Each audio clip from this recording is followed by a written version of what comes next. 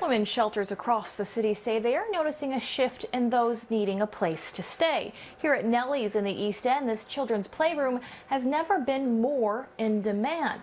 More and more women are fleeing abusive situations earlier, putting more stress on shelters like this one to accommodate the little ones.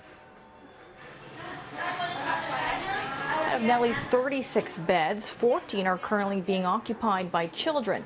The vast majority are toddlers, kids that arrived here with their moms fleeing abusive situations. And the demand is so high, Nellie says they are in desperate need of diapers, a costly expense that is now eating into their food budget.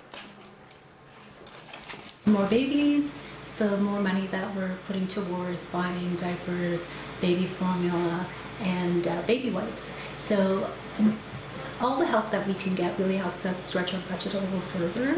There is no bigger necessity than food and shelter, and we have to provide food 3 meals a day plus snacks and nutritional meals every day. So when our food budget dwindles, it really puts us in a bind.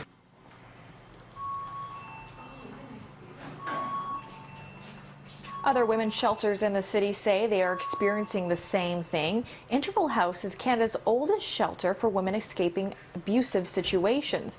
They say they are seeing more and more mothers fleeing abuse with young children. Out of their 30 beds, 19 are being occupied by children. We have noticed that within the last few years, women with younger children are coming to Interval House. We actually had a child born last week here.